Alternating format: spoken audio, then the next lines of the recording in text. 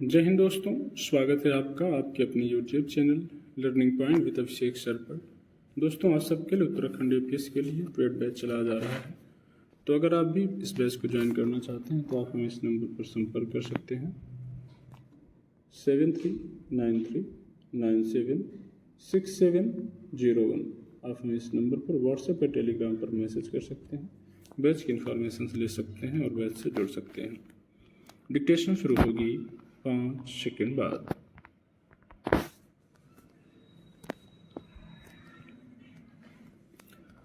आजादी और मुक्ति का सच्चा अर्थ आज हमारे कहे लिखे हुए केवल बोलचाल के शब्द ही हैं या वास्तविक स्वरूप में हमारे जन जीवन और अंतर्मन में जीवंत रूप से रचे बसे सहज आपसी व्यवहार हैं।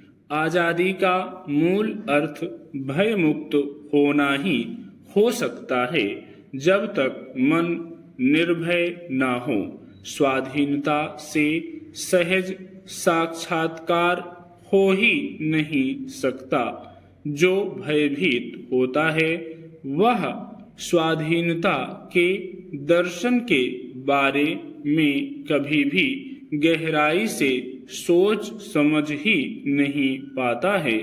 स्वाधीनता और स्वावलंबन एक तरह से आपस में इस तरह घुले मिले हैं कि दोनों को समझे बिना या आत्मसात किए बिना इनकी जीवनी शक्ति को जाना नहीं जा सकता है। इस जगत में मनुष्य के अलावा बाकी सब स्वावलंबी हैं। इसीलिए मानवेतर सारे जीव जंतुओं के सामने स्वाधीनता का सवाल कभी आया ही नहीं। मनुष्य ने अन्य मनुष्यों को पराधीन बनाया, परावलंबी और यंत्रवत भी बनाया, साथ ही साथ खुद भी परावलंबी बना और यंत्रवत बनने या यंत्र का आदि बनने की राह पर चल पड़ा है।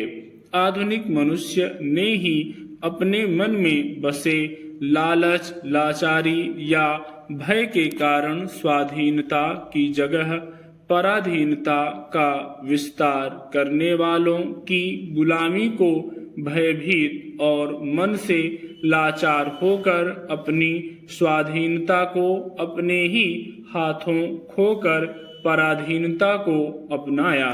इस दृष्टि से समझें तो जो मनुष्य आत्मविश्वास से भरा है वह स्वाधीन है और जो खुद पर भी विश्वास नहीं करता और भयग्रस्त रहता है वह स्वाधीनता का अर्थ और मर्म नहीं जान सकता है।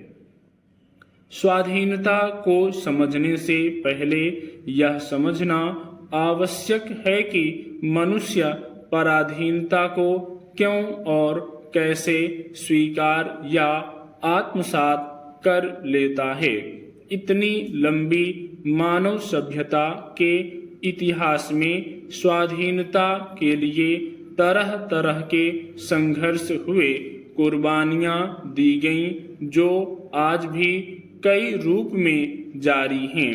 मानव मन में परावलंबन और मानसिक गुलामी की जड़ें भी शायद इतनी गहरी रची बसी हैं कि मानव समाज में कहीं ना कहीं किसी न किसी तरह की आजादी के लिए आज भी कहीं कोई मनुष्य या उसका समूह संघर्ष करता रहता है। स्वाधीनता इतनी व्यापक और सहज अवधारणा है जो समझ तो जल्दी आ जाती है और अपने लिए हम चाहते भी हैं, पर अन्य के साथ व्यवहार करते समय हम कई किंतु परंतु लगा लेते हैं। यहाँ आकर हम सिद्धांत और व्यवहार में उलझ जाते हैं। शायद यह हम सबके आपसी विश्वास और आत्मविश्वास में कमी के कारण या सही आकलन न कर पाने का दोष भी हो सकता है। दरअसल स्वाधीनता जीने का एक ढंग है जिसमें आचरणगत मर्यादा और उत्तरदायित्व अंतर्निहित है। इसकी मौलिक संकल्पना के मूल में हवा और प्रकाश की तरह सहज सरल स्वाधीनता की उपलब्धता है, पर ऐसा हम आज तक सुनिश्चित कर नहीं पाए और नतीजतन हम सब ने स्वाधीनता में कई किंतु परंतु लगाकर इसे व्यवस्थागत अवधारणा में बदल डाला है। अब दुनिया भर की व्यवस्थाओं की अपनी अपनी स्वाधीनता को लेकर व्याख्याएं हैं। स्टॉप।